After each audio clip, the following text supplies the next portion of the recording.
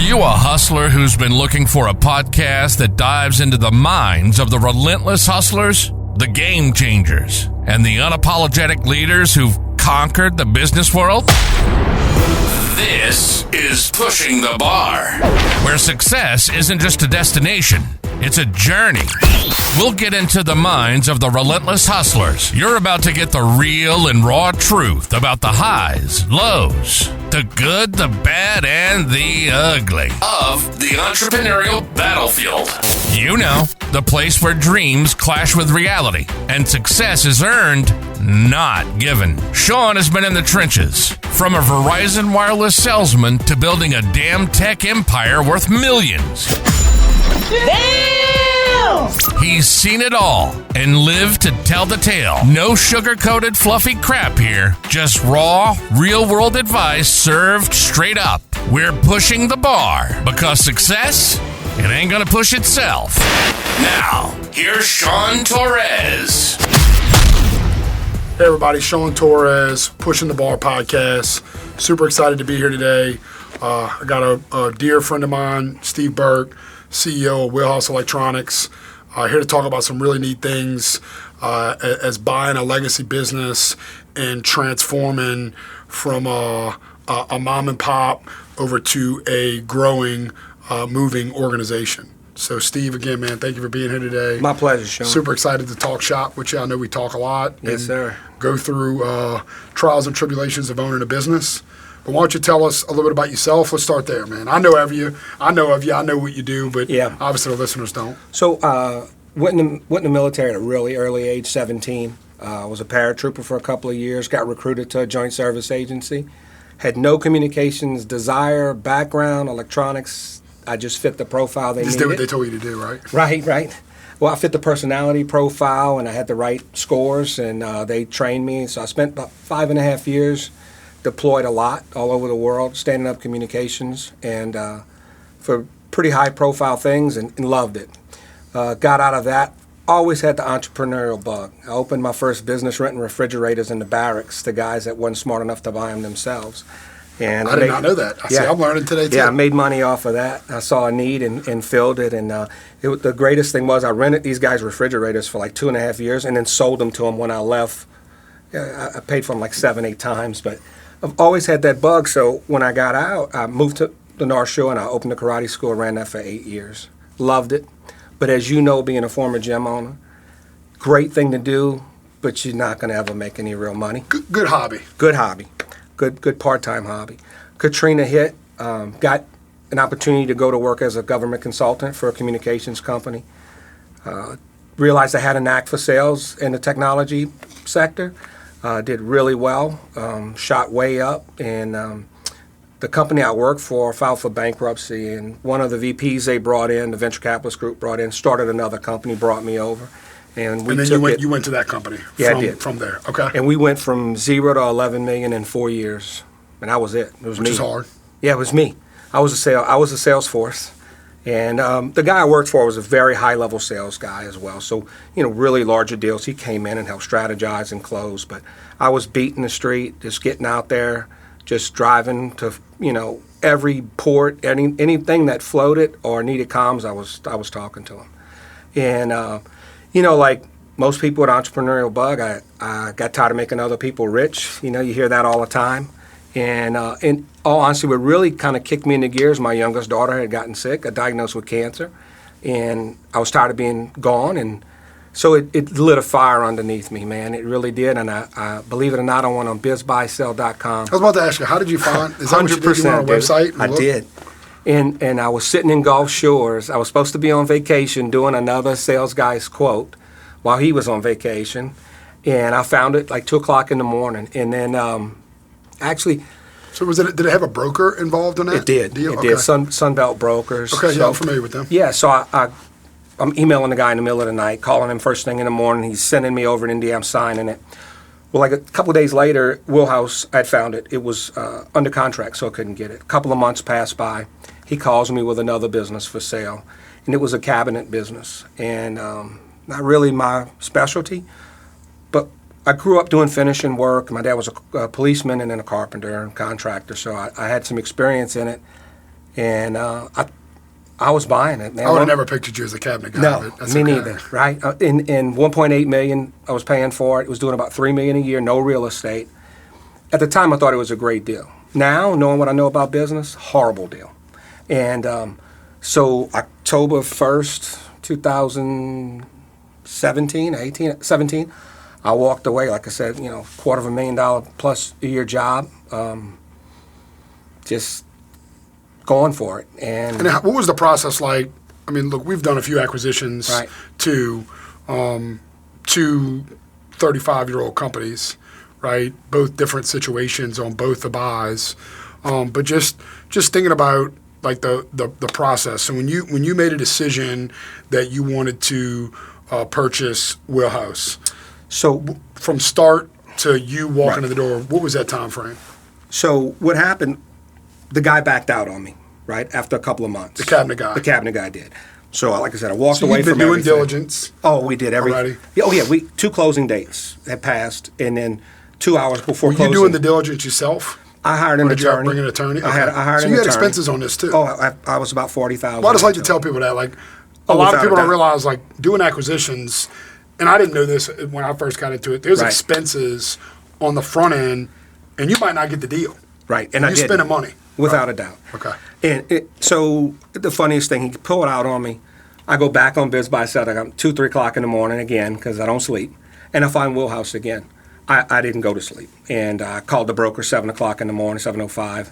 And me being the guy I am, the first time it got pulled off the market, I went and cold called on the owner to try to sell him some stuff because I wanted to Just see to the building. That's Absolutely. a good idea to do some recon. I did. I took pictures. I did everything. So let's fast forward. But to he didn't know you were there for no that reason. idea. No idea. That's a good idea. I never thought Right. of that. So then I go. Check the vibe and the culture. I did. And I liked the business, but man, it needed a lot. But anyway, so we make a deal in his living room, and he started here. I started here. We agreed on a price, and I negotiated myself a little stipend, and I went to work as their sales guy. So no one knew I was buying the company, which was God, a I forgot challenge. you told me that. Which, Yeah. But that's, It took- again, another good way to at least learn what's going on. I mean, you're on the Oh. inside. Man, I was undercover boss. Like I knew a lot. I knew, I had an opportunity to find people's strengths, weaknesses, who I was keeping. And how long did you do that for? Before? 7 months. So you were there 7 months. 7 months. Before an employee found out. Yes. So no one knew. No one knew. And that was the scariest thing, Shawn. We closed on like a Wednesday. My wife's my business partner, as you know. So we close, we go to lunch. The next day I go in, they announce it to everybody. And did they have them? Y'all have 5 offices today? 3. So 3 locations. Were there 3 locations at the time? Yes. Got it. So, Yeah. so there was people at different locations that you weren't at the physical day. And I wasn't allowed to go to. So no one knew I existed at those other locations unless Got it. they had maybe heard my name around the office. Right. Yeah. So the scariest part, I was nervous when they announced it to everybody, but it was the next day, man, showing up on a Friday, 7:30 in the morning, waiting for everybody to come Was he in. there with you? He was. But I'm waiting for the rest of the employees to show up. And I'm like, what if no one shows up? I just spent 7 figures on nothing. So it was a little nerve-wracking, man. It's funny you say that, man. I got a guy in my peer group Yeah. that bought an MSP in a market and went in, did a bunch of due diligence, bought the company, Steve, and literally, like within 2 weeks of being in this deal and buying it, every single employee walked on him. Oh, Jesus. And one of the lead guys went and took a bunch of business, and he didn't have the right protections in play Yep. on a contract, and it hurt him. So do you due diligence? Absolutely. And I'll be perfectly honest with you. I had spent so much on the front end of the other one, and I needed a down payment for the second one. I didn't have any money left to do due diligence, brother. Like that stipend was covering my mortgage. I had money, I just couldn't touch it. Right. Because it was the bank. As you know, you have to have so much. And, Yep. Yeah. You have collateral. Yeah, man, it was a I'll challenge. just give you money. That's right. I wish they would. Yeah. So you walk in, it's day one. Now, these people know you, in a sense, Right. like they've been working around you. Yeah. So what'd you do? I did initial interviews with everybody. My wife and I did one-on-ones. So you announced it? So that they one? announced it, and then we did interviews with everybody there at the main office. Did they leave? No. Or did the owner stay in? Not in my interviews. We did it, just Patricia and I did it. Got it. Yeah. But they were in the building. They were in the building. So, like, yesterday we acquired Realm, and obviously I've known them. Like, it's kind of an emotional buy for me because it was my mentor who we're acquiring. It kind of got me started. So Mr. Jack's 81, Anthony's coming across as a partner. So it's just kind of like different. But like it was easier for me to walk in yesterday because like everybody knows me. We had already announced this a few months ago to their employees, so they kind of knew. Right. So it was just like yesterday was just kind of me showing up, and it's real. Yeah. Right. Giving everybody a hug, introducing myself, talking through. They know our culture. They know Jimmy and I. They've worked with us over the years. Now the one we did last year, very similar. Yeah. So. And it's a little unnerving, man. It really is. When we bought that company, Steve, think about it, man. Like, we'd only dealt with the two owners. Well, they brought in the general manager at the very end in some conversations. Yeah. But we didn't meet any employees. Wow. So. And that's tough in your business, well, in any business, because you don't have a chance to evaluate talent. You're not really sure what you're getting into. You don't know. Right. Like, so you're looking at financials, and you really can't tell the culture. I mean, I went and drove by the building a few times while I was in town just to kind of see, but you couldn't see in the building. And I had done my investigation work on like talking to their vendors that I knew. Obviously, I couldn't talk to clients, but I had talked to people and I knew of them in the industry. So I was able to get some good information to know like what the vibe was like there, you know. But it was interesting, man. When I walked in on day one, you know, it's me, Jimmy, and Frank, and we walk in the door, and I was nervous, man, you know, because I was kind of the same way. Like, are these people going to like me? Are they not going to like me, you know? And I remember walking in the door, and, like, Jimmy and Jonathan were there, and they just shook my hand, introduced us to some people in the hallway. Yeah. And gave a few handshakes out. And walked out the door. They didn't know. So the employees didn't even know why they brought them all into the office. So they didn't. That was it. That was it. So then here I am. So my situation was different because the SBA required the guy I purchased the business from to stay. See, that was it. Now they stayed on in a consultant manner to answer the phone, but I wanted to instantly. I never wanted to be, especially with it being remote for me, and it being another location. Like I didn't want the lines to be blurred on like who was taking over and what that looked like. And I've heard nightmares of owners staying in, and then it's just like letting go it's hard, you know. Yeah. But I remember standing there, and I walk in the room, and it's like all these employees looking at me. I don't know anybody, and you know me, like I'm not afraid to meet people, right? Sure. And I just kind of gave them my story and who we're about as a company and. We're about it was funny though. So like I go through all that. It was cool. The vibe was good. Like they were excited. They're ready to we got two young guys walking in that are hungry, ready to grow and move things. And they kind of just been in a lingo for like years. And Jeff Roberts, incredible guy, is our East Texas market manager. Walks up to me. Jeff is an incredible guy, big guy. You know, he sits down. He's like, "I want to talk to you." I said, "Yes, sir." So we walk in the room, and Jeff's kind of feeling me out. And Jeff straight up looks at me and says, "Hey, man, I just want to make something. I want to understand something." I said, "Okay." And he's like, "You gonna fuck with my money?" So like me, I was like, it kind of caught me. I love that though. Sure. You know me, Steve. Like, for me, that made me excited. Absolutely. I love this guy. Right. You know, so obviously at the time, like I didn't even really know how much Jeff made, how he made his money, like what was there, you know. And look, man, he's incredible, and that's where I was like, it was just funny for me, like, and it kind of broke the ice for me, because again, man, like I just wanted to observe. Sure. So you spent 7 months observing. I did, knowing the changes you were going to make. Right. I'm walking in fresh, not really knowing what I'm going to change, because I think the worst thing you could do in any business is like walk in. Even I see managers come in today, and like the good managers walk in and observe. Because like, let's not change things that aren't broken. Right. Right. For just change's sake. From being such a well-established company that you guys already are, when you merging two cultures like that, so like, Yeah, it's tough because you have an open mind, but you know what works already. You know, and it's big bank takes little bank. Well, it's also hard though too, because like think So- about it, man. Like when you look at the Dallas acquisition, Right. You know, it's 35 years of being in business, That's a lot of culture. long time. Yeah. Tenureship in the Yep. company is Michael Bradford's been here for 33 years, 34 years. I had one of those. Yesterday, Jerry Lindsay, he's been in the business since it started, Wow. 35 years. So like, they've been doing this. I only been in business 16 years. Right. You know, I laughed when he started at the company. I was 9. You know, Right. So like, it's hard because Yeah. like you trying to gain some credibility on where we are. Sure. And try to understand that. So like, And they don't know your history. nope. They don't know that you started. They don't know you. They don't know you They don't know you started started from zero. selling cell phones. No, nothing. You know, And they that's have kind no of what I idea did. your history. I kind of just Right. explained who I was, and I spent a lot of time there, investing time into understanding what's going on. But I will say, like, a big constraint for us, man. Yeah. And I don't know if you went through this. Like, you got this stagnant business that's been doing the same thing every day Yep. for years. No real growth. None. No new customers. No change in process.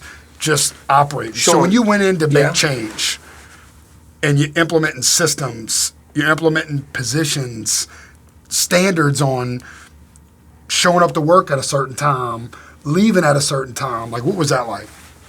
Unbelievable. It goes so deep. They didn't even have email addresses. Like they were buying legacy computers to run their accounting software because their accounting software was so old. So only two people in the building had internet access was the owner's wife and the service manager. And literally all In a tech company. Yeah, and all he did was look up conspiracy theories. Like So they were just, Mr. Paul told me, the guy I bought the company from, that he started in '82. He said by '83 he had, '85 he had $3 million in the bank, which is about $10 million today. So he was on cruise control so what, forever. when you went to go, how many employees stayed? I didn't lose anyone. Everybody stayed. Yeah, I let one person go initially, and then a couple months later I let someone else go. And the only reason I let him go day one is because I needed a replacement. But you still have some legacy. Oh, Steve's been with us 25 years. Got it. Yeah. So longer than you Terrence been. is 12, Dave's 14. No, Dave's 12. And that's what's interesting, that vibe, because like I remember going in, and I think the biggest thing for us, Steve, was like we walk in the door, and we're taking over this company. We're talking about growth plans Right. and what we're going to do, and everybody gets excited at first Sure, till the work starts. until the change starts. The change starts, Right. And implementing change, like we had changes like every single employee had a toll card and a gas card. Oh, wow. Like now I got to go, and they could use it personally and like all these things. So like now I got to go shift that around. So like making all these shifts Yeah. and changes. Now like one thing I did is like Jeff called me about some techs in East Texas, and I'm like, we renegotiating a contract right off the rip. Hey man, we got to renegotiate this contract with UT, big contract. I'm like, okay. And I'm like, well, he's like, what you want to run it at? And I'm like, look, man, like, I don't know much about the contract, but let's do this. How many techs are part of this contract? He tells me. I'm like, well, when's the last time these guys got a raise? And it's been 5 years. Oh, wow. Which worried me, right? Yeah. So I'm like, all right, well, why don't we do this? Let's renegotiate the contract. Let's put a raise in play for the technicians and the engineers that are working at this facility, and let's give them the increase in pay. I love it. And he was like, you serious? I'm like, yeah.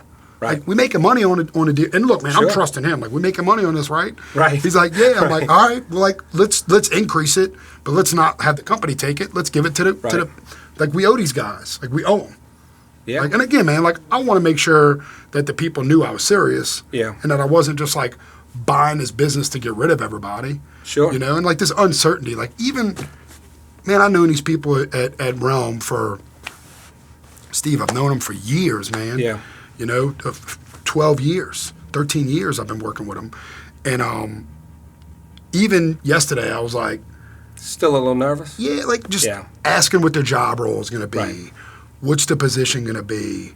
You know, and look, I had to tell a few of them, like, look, we ain't getting rid of nobody. Right. Like, everybody's staying.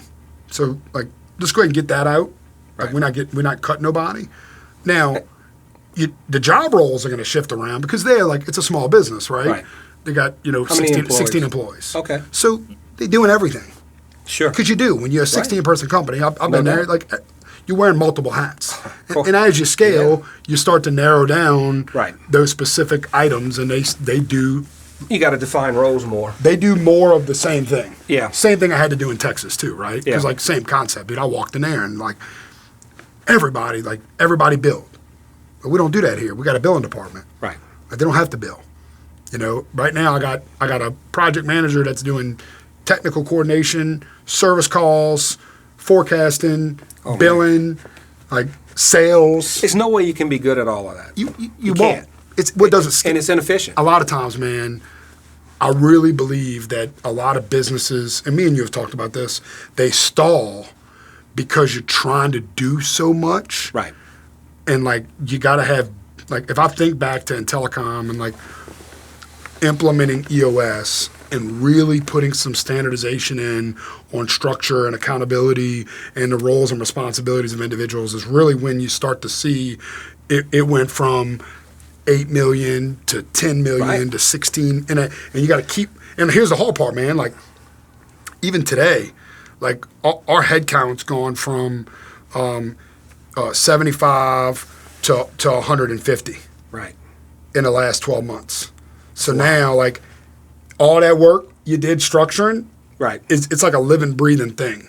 Like, you got to keep structuring because, like, what worked last year ain't working right now. And it's like that constant moving, that org chart moving around. So there's two things you got to think about at play when you buy an existing business, right?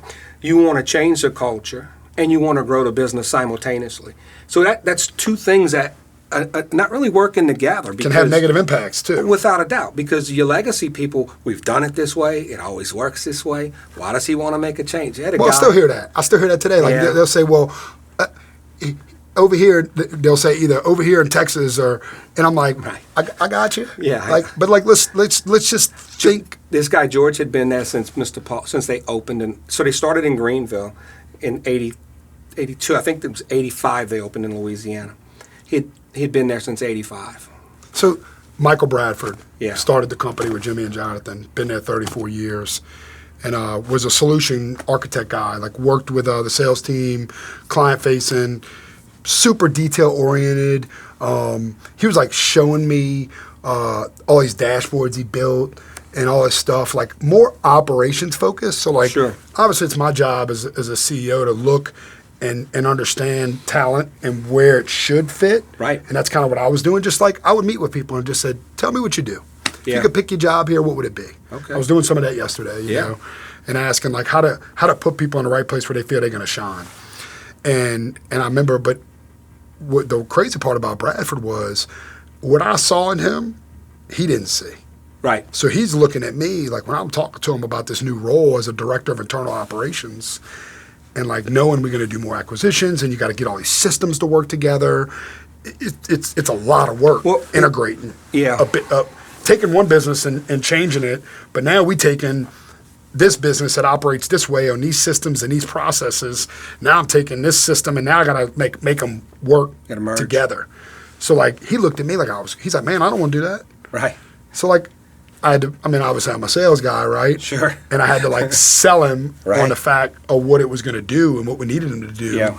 And I remember, I'll never forget, man, like got in a role, he started getting rolling. Well, I want to check on him. So I called him a couple months in. I'm like, Mike, he lives in College Station. And I called Mike. I said, Mike, we get on a video call. I said, dude, like, how do you like the job? Like, what you doing? And he's like, Shawn, man, I love this job. Well, I'm like, awesome, bro. I told you. Yeah. Like, and I think that's where I think you can't be afraid to change. Agreed. People. Yeah. So And Steve and maybe they're doing something different. Yeah. Steve's been with us 25 years, and he was going nowhere with the company. Very talented technician, smart guy, a Navy veteran, did it in the Navy, but was never given an opportunity. It was Mr. Paul and his wife and everybody else. They had no structure in the company. So that was one of our first challenges. But in my time of being there for 7 months with Steve and talking with him, been on a few jobs with him, I don't like people with me. I don't want to train anybody. I don't want to do this, don't want to do that. But I saw a lot of talent in him. Well, I go and give him a title, give him some responsibility, he turned into a rock star. I mean, an absolute. He's my operations manager now. He's my number 2, pretty much. That's what's interesting is you see finding that talent. I saw in him what he didn't see, just like you said, and I love him to death. I think that's our job as leaders of an organization is to understand the talent and invest in the talent. And you see all these stories about like firing people and all these different things. And people make jokes with me all the time, like, "Oh, Shawn, you quick to fire somebody and this and that." And it's like, I think we owe. And look, man, I've made a lot of mistakes as a leader too, where I have acted too fast and not took my time and making the investment in people. And I'm learning even today is like the more investment that you put into people to give them the opportunity to operate. Like, I don't think anybody comes to work and just says, "I want to do a bad job." I would hope. Right? Most. Right. You got some of that, but 90% of the world, they don't wake up in a day and say, "No," because people I want to go to work today and I just want to screw this up. The reality is people want to have a purpose. Yeah. Yeah, and they want to be a part of a team. Yes. It's just one of the laws of being a human. And and I'll tell you, man, socialization in your personal life and at work. And at this size, it's tough, man. Like, and it was interesting yesterday as I'm walking through. And look, man, like, I'm flying there yesterday, and there's just a lot of emotions going on in my head. Shannon asked me yesterday, like, are you mad at me? And I wasn't mad at her at all. I got a lot of just.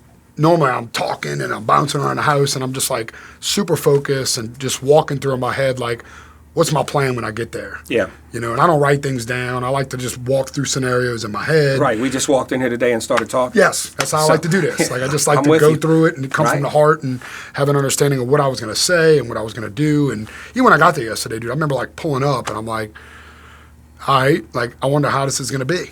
Yeah. Like, and I know these people, man. It's like I walk in, I see Nikki, and I give her a big hug, and she's telling me she's excited. And I'm walking around the building. Mr. Jack comes up, and I'm sure this was a lot for him. Yeah. Because he's sticking around right now. And I even asked him. I said, look, man, yesterday it was hard for me to even ask. Like, what's your plan? Like, we didn't even talk about this. Sure. Like, I'm like, what are you gonna do? And he's like, I think I'm gonna hang out till January. Okay. And I'm like, okay. Yeah. I'm cool with that. Like, if that's what you want to do. Now, look, I think there's a double-edged sword there, too. Right. But at the end of the day, like, I know Mr. Jack, and, like, when I look back, it's so weird how the universe works. And, like, I look back to, like, I met Anthony and Jack. They took me and Jimmy under their wing. We were 2 young guys trying to start a telecom company that didn't even know what telecom was. And like, I remember I got a big deal that I went and sold Louisiana Machinery, and I was trying to sell, and like my vendor was like, "Hey, dude, I got this guy. He's got a big, successful company in Atlanta. He'll fly in and help you." That's how it started. Right. That's how I met these guys. That's awesome. And this was in 2012 or 2013. Can't remember, but that's how long ago this was. So, 12 years ago. And I remember him telling me, like, I'll never forget, Anthony told me, Shawn, you got to have MRR, monthly recurring revenue. Yeah. I didn't even know what that meant. Yeah. I was just, at the time, I'll tell you, Steve, I was out just trying to hustle a buck. Right. And, I remember going in this first meeting with him, and like this dude's just like this. And look, I was a good sales guy, but I had never got up in front of like a board and presented at this level and this big of a deal. And I remember like going to lunch with him, and he's just cool breezing, and I'm like, "You ready?" He's like, "Oh yeah, we good." I remember showing up to the meeting, Anthony getting up in front of the room, and just like I was like in awe of his ability to just like control the room, and have an understanding of what was going to be delivered and how the deal was going to be sold and all these things, man. Like asking these questions and challenging the client. And like I learned so much from him over the years, and it was just like now, like here we are. Like I never forget me and Jimmy sitting down one day and saying like, "Man, dude, like I can't wait to be as big as they were originally called Southtel." Okay. And then they changed the name to Rome Connect. Right. And I said, "Man, I can't wait to be as big as like right. Now as you bought Southtel." And it's just kind of surreal, you know. And like I've always respected Anthony, and I told him like from the beginning, him and Mr. Jack both, like, guys, like I wouldn't be here today without y'all. Like just know that. Like I truly feel that there's this like purpose on why we came together. So like it was a lot different than the buy in Dallas. Sure. Like, not that I wasn't emotional and like thinking through wanting to, but it was just different, you know? It also adds for me like this level of pressure that it's like, Right, because you want to perform because you want to impress him. I want to impress him. Absolutely. Like, I want to, That's good pressure, Sean. I know. I want Not to be, that you or I need pressure, because we put enough on ourselves. but still, like, you know what I'm saying? Like, it just adds this layer. And I think that's what I was, like, trying to explain to people as I was thinking through, like, what was going on in my mind. Is like, it's just adding this extra layer of, like, this emotional pressure of, like, I want to impress them. And, like, you know, Mr. Jack's telling me yesterday, like, man, Sean, you know, I'm so proud of you and Jimmy and, like, what y'all have created and blah, blah, blah. And it's like, I'm, like, thinking in my head, I'm like, man, like, I was so, like, just wanting to be them. You know, I never forget when they were big, like, they used to always have, like, all these problems, right? Because in tech world, stuff don't always work. Not like it's supposed to. Every day. It always works good in the shop. Not on the Until boat. you get it on the boat. Right? So, like, I think it's just like that in general. Damn right? gremlins. That's why it keeps us employed. Yeah, man. But it's funny, like, I remember asking, like, sitting down with Jimmy one day, and, like, we were small, man. Like, we didn't have a lot of clients, and I remember saying, like, man, like, I wonder if they just don't know what they're doing, because stuff's always broke over there. Yeah. And today, it's like, now, we're massive, right? It's like, we got all these clients everywhere, and it was really cool, man. I was like, we took their client list, we took our client list, and we laid it on a map just to see, and, like, we got clients in every state but Hawaii. Oh, what? Good for you, man. Every state. That's awesome. Which is cool, you know, like, just looking at that and seeing, like, all this come together, you know, and it's just a lot, you know, it's a whole bunch going on. And you could have never drawn a map to your success, right? Like, and I think that's what a lot of entrepreneurs don't understand. It's like, you can plan all you want. Yeah, you didn't know you were going to own an electronic company? And never in my life. Tech on tugboats? Never in my life. And you started that company, you bought that company 7 years ago, so how old were you? Mid 42? Right. No, 43. 42. Yeah, something like that. So think about it. Like, I think that's what's good for people to hear is, like, you don't necessarily have to be this young person starting and seeing. Listen, not that you didn't have success before. Oh but no, like, I was killing it in my industry before, but I could tell you, like, all those things happen for a reason. I think my building being ripped apart during Katrina, me selling my karate school. I called a mentor of mine. I said, hey, man, I need to do something. I wasn't even talking about a job. I just wanted to contribute to the recovery of my region, my city, my town. You know, I lived in Mandeville at the time. And he calls me back. He says, hey, I got you a job interview. I'm like, okay. I wasn't even talking about a job, dude. I was living at my dad's house in Scott, Louisiana at the time. And I went in, no expectations. They hired me as a consultant, a government consultant. So next thing you know, I'm moving into sales, and I realized I'm actually pretty good at this. And then I'm making more money than my business was grossing. So it was just an unbelievable feeling. But I needed that time. I needed to understand my own. Sean, I was 30, maybe a little over 30. I had never had a civilian job in my life. I worked for myself while I was in the military. So I had no idea I had no idea my worth in the market. I didn't even know what the market was, brother. So for me to get out. I'm the same way. I think about that today. Like, I got let go from Verizon. I was 24. I started this, and I've never. And again, like, that creates other challenges for me because I don't have this experience of, like, working in these other industries. I told a buddy of mine the other day. He was telling me he wants to go start his own company, and I'm like, well, dude, like, do it. Just do it. Only thing I tell people, if you want to start a business, you got to make sure that you're qualified to own the business and you can quantify the business, right? Because everybody has these pipe dreams. Like, you could be the greatest snowshoe maker in the world, but I wouldn't open up in South Louisiana. Right. Because who are you going to sell snowshoes to? Right. Right? Like, so, you know, a lot of people, I was listening to the E-Myth this morning. You familiar with that, the entrepreneurial myth? I bought the condensed version, and I listened to it in an hour at 1.5 because my brain moves so fast. But you know, you have the entrepreneur, you have the manager, and you have the technician. And most of us that start businesses have a little bit of all of it and lean normally heavily towards the technician. I would say you and I were different. You and I were probably more on the entrepreneurial side, even though we both are technical enough to do what we do. But love my middle brother to death, and if he watches this, I love you, Brian, but my brother can't get out of the technician phase. Well, some people can't. I asked him today, I said, you got to be grossing at least $1 million. I don't know. I'm like, dude, how you don't know that? You know, like, you realize how much better your life could be if you just sat down and figured that out? Look, man, I talk to owners all the time that just don't even understand their own business and, like, ask them what their gross margin is. And let's be real. You know as well as I do, there's a $1 million challenge, there's a $5 million challenge, and there's that when you hit 8 figures, are you trying to? That's a whole nother world, Shawn. I'll tell you. You got to just operate. Looking at the company today and like watching it jump across, they all have. It's a fresh set of challenges. It's a Yes. fresh set of, am I an imposter? Yes. Do I know enough to do this? I ran a $12 million company. I should better run my own. It's a different animal. It's different, though. It's different because it's you different when you also got new challenges every year too with Right. with outside influence and what's going on in the market, and there's all Tariffs. these tariffs. There's There's shipping delays we just went through with COVID. Absolutely. Like owning a business today, I don't care what anybody says. The last, I would say, 6 years, we've had constant challenges. But if you think back to just life in general, Right. like it's all challenging. So here's where mindset comes in, right? You got to have a positive mental attitude because if you don't, you're going to be so caught up in this challenge and that challenge and this challenge. And if you're a negative person, you're never going to see that opportunity standing in front of you. You're never going to see. You won't be able to see beyond your circumstances.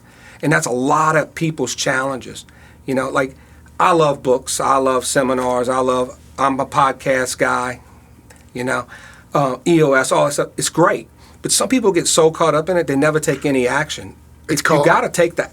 I call them success zombies. Yes, perfect. I'm using that. You get so caught up. Without in a doubt. Like, and I've talked to some of these guys. They read every book. They know everything, but they haven't know done all these anything. things, but they can't execute. Because It's just like this, man. I love talking about weight loss and fitness and working out. It's just like that. Like Right. anybody can write a diet plan. Anybody Sure. can go Google an exercise plan. Doing it is It's a different. whole nother So animal. it's like, can you execute? Right. Can you do it? And I think that's the thing about business, man, is like if you can write a business plan, you can do all these different things, but if you can't execute right. on your plan, It's because like I'll be straight up with you, man. Yeah. And I don't know about you, I never had no business plan. For Wheelhouse, I didn't. When I opened my karate school, I did because the bank required it. I never had a And business listen plan. to this. He told me, he goes, "Did you write this?" I said, "Yes, sir." I'm like 25, 26 years old. I go, "Yes, sir." He goes, "This is great." I'm thinking, I got some money. He goes, "I can't give you any money, though." I was like, "Well, shit." Appreciate the compliment. It's you know, funny so I 'cause, started like- out with credit cards and a signature loan. And I've had people ask me that too, like all the time. Like, Yeah. man, like who is the investment in the business? And Me. like me and Jimmy started In-Telecom with $500. Like we never looked back and Right. just worked at it every day. And I'm a firm believer that if you want to do it, Yeah. you can. You're right. You got to believe. Because I remember Absolutely. going through my trials and tribulations in the beginning, and Shannon was like, you know, if you don't go get a real job, I'm leaving you. And like, you have all these factors of these people looking at you, and even Yeah. looking in the mirror and wondering, like, No man, doubt. can I do this? You Well, know. and do I want But to? I don't think that changes, though, dude. I don't It think- does. It does change. It does change, but the levels change as you grow. yeah, but you. I think more it's pressure. okay, and like I've been pretty vulnerable with my team. Like, Yeah. there's times where you wonder, like, You're one of the most open people I've ever met in my life, Shawn. Can I do this? Right. Like, I wake up and I ask myself every day, like, you know, and Elwin told me this years ago, man. Yeah. And I love Elwin for this because he's right in a sense. Okay. He told me Pretty that, smart guy. but he told me that he's like, I don't look at my P&L. He never does. I don't look at any Never. of that. He's like, you and Jimmy are so caught up looking at all these different KPIs and things. He goes, man, he goes, I go in every day and just give it my all. He's right. And I think there's a component to that. There is. It's not you can get caught up looking at things. Yeah, it's paralysis by analysis. Yes. So Yeah. you can have that, right? Yeah. But I think at the same time, I also truly believe that it's important to know Well, at different sizes. I'll Without tell you a this. doubt. Like, I know his size today. Right. You can do that. right. At At your this size, you size? can't do it. Oh, no. No. And I'm at the point where I have. Yeah, you at that breaking Oh, point. without a doubt. Without a doubt. Where it's time. Yeah, I've been the last month, dude. I called you in a panic a week of, bro, we got to talk, because I'm ready to grow. Like, I spent probably the first 5 years nonstop.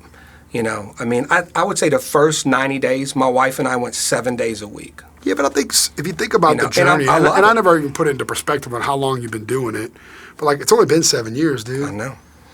And Like I've- 7 I've- years, like it took At me least tripled the revenue. Think about it, like Yeah.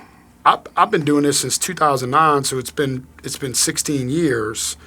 But if you think about it, man, like we really got moving, like, 5 years ago. So I was in it under 10 million in revenue. I remember you called me 10 and said, years. "Bro, I hit 8 million." Right. You were ecstatic. And then like 2 years later, you're like, "Dude, I'm at 30 million." I'm like, "Holy shit." So I think that, It's amazing. well, I think once you hit the stride, and once Yeah. you hit the stride and you get momentum in the business, Right. and like I think growth breaks a lot of things in a company, and I've had to like think about it, man. I've had to do a lot of damage control even in my own business because like, look, you're gonna have service related issues. You're gonna have like it'll never be perfect, and I've struggled with that because I want everything to be perfect. Me too. I want everything to be right, but I think it's that same drive and determination too that also feeds the growth. You just said something that's key to success in business. I'm a statistics guy. I love reading about statistics. And most businesses fail in the first 5 years, right? And the only reason they fail is because the owner has no perseverance. Right. They have all these fantasies. They watch the YouTube videos with the fake stacks of money and everything you're supposed to have as an entrepreneur and the fantasy of being a millionaire and all this other stuff, right? And then the reality is it's not what you think it is when you get there. It's way more work than you've ever done. It's way more responsibility than you ever imagined. It's way more pressure. Way more pressure. Let me tell you what I Googled yesterday, bro. You might laugh. I said, do I need a therapist or a business coach? Probably both. I need a little bit of both. Yeah. But it said I need more of a bit. Just from what I read, I need a little bit more of a business coach. But I would agree. yeah, I mean, it was a legitimate question for me because you start to question like, shit, dude, am I on the right path? Am I doing the, it's a lot. It's hard. And let's face it, man, I got a great Elwin, you, Alan, Steve, Jimmy. I got the best peer group in the world I can pick up the phone and call, but we're all extremely busy running Yeah, but that's okay. businesses. I think talking to more people Without a doubt. and getting different perspectives of things is critical. I think just be respectful of people's time. yes. Call with specific questions. And I also think that I mean, unless we're on vacation hanging out. we're just talking, right? Right. But I also think that like the moral of this and kind of what you're getting at is like, and I think that's a good point. I know we're coming up on time, but like Right. really thinking about Steve, like hire a coach. Yeah. Don't be afraid to fail. Put the effort in. Without a doubt. It's okay to have self doubt and not understand. It's okay to go in and buy a business you know nothing about and learn. Because in my opinion, I'm with you. Like people can learn whatever they want. Right? If I'd have told you years ago that I would own this successful tech company, Right. I would have called you a liar. I wasn't a tech guy. Right. Right? I think that's okay. I think it's all about. I think just like in life in general, man. It's just like your marriage, just like your friendships, your relationship with God. Like Amen. the more you put into it. Dude, I got married at 19, Shawn. Right. The more, and you and Patricia have an 30. incredible. Think about it. It's the more you put in, more you put into your relationship. Right. I told you this last Friday. I'm more in love with my wife today than I was 30 years ago. Because you put work at it. Right. Look, it's a matter of what you want out of it, Yes. If you put half-ass into your marriage, you're going to get a half-ass marriage. You put half-ass into your business, you slough off in your business. It takes 90 days, 120 days to recover. I'm not saying don't take... we have to decompress. It's shifting, but it's also shift and change. And like the bigger you get, like the thing that I've learned too is like turning a jet ski Right. versus turning an aircraft carrier. Making those turns and adjustments, like Right. you got to learn. Like it took me a long time to figure that out. Like, oh man, why can't you just make these changes and it just happens? I used to be able to do that. Right. Today, just thinking about trying to communicate to 155 people Sure. about what's going on and the change that's going on in Right. the company, it's like, oh, this is a lot. Like, how do you get all that messaging out? And, so I think, look, man, I think the reality is, like, I love the fact that you're able to talk about buying this business, shift and change. I'm super excited for what 2026 puts in store I'm for you. I pumped. think it's your year. I Thank think you, it's man. time. Like, I'm- I think it's there. I'm ready to acquire another business Yeah. myself. And I think that's the key, man. Yeah. Like, set some goals, put it down on paper, and I look back at my journey and I understand, and I've been telling you this for months, is like, I'm telling you, man, it works. Like, Yeah. if you just take what you want to do, you reverse engineer how to get there, you break it up into the quarters of the year. You got 4 quarters, Right. right? We're going into a new quarter as of this week, Yep. right? And setting into Q4, like, you set the goals, you hit them, and it's like, it's kind of nice because then you're reset at the quarter. Yeah. And every year for us, Steve, like it hits into the quarter and it's chaos and everything's like, and then like you're like but when you take a step back out the business and you meet with your team and you're looking at what you just accomplished, it's like, oh, like we did it. And you said something that's key, and Patricia and I are horrible at this. You celebrate your wins. Yes. We don't do that. I'm bad at that too, though. I know. Because we're driven people. It's like, that was cool, fuck that, let's go. What's next? Yes. What's the next one? Yeah. And it's hard, like, and you got to, but I get like 15 minutes but I do for a think you got to have a birthday, good bro. balance, man, because like, I can tell you even from my perspective, there's some negative impacts to culture when you do that too. Yeah. No, I know. Because then people feel like they're never enough. And I've been told that from people within my own organization. We're like, Shawn, like But we do that to ourselves. Yes. And people think Shawn, are you motivated by money? No. I'm not. Not at today. all. No. There's a difference between wanting to be rich and wanting to be successful. Money follows hard work. Yes. You know, people, how many times you get told you're lucky? Right. I get told this shit all the time. It's not I ain't luck. You know, luck is where hard work meets opportunity. Yes. You know, execute. That's without the a key. doubt. It's execution. Without a, there's a lot of very smart baristas in the world, right? But they're not doing anything with that knowledge. You got to apply it. You got to put it down. I journal all the time. I'm always writing. I don't write bullet statements. I write as if it already happened, and I write in prayer form. I use it as a prayer. Man, like I've written about my wife's car. I've written, and I don't pray to God for anything but except to be a better father, a better husband, a better Christian, and wisdom. You know, God gives you wisdom. You can accomplish all those things. You know, and I pray for patience because people wired like us, we don't have a lot of patience. No. That's probably one of my biggest challenges in the world. And I think we could do a whole episode on talking about how to have more patience, but I tend to fail at that a lot. Yeah, I'm not really good at it. Well, look, Steve, man, I really appreciate you coming out today, dude. My pleasure, I'm glad we got brother. to talk about this. If anybody wants to find you, how can they find you? Call Wheelhouse. I don't do any social media. LinkedIn? Yeah, I'm on LinkedIn. I am on LinkedIn. Steve's on LinkedIn. Check out Wheelhouse Electronics. Really cool company and the things that you're doing for the maritime industry. We're getting ready to introduce a few things that I think are going to change the industry a little bit from a safety standpoint, so I'm pretty pumped about it. Good. Yeah, man. Thank you. Again, thank you, Steve. I All right, appreciate you. Shawn. Yeah, brother. Thanks, y'all. Have a great day and keep grinding. And don't forget to push the bar. Amen.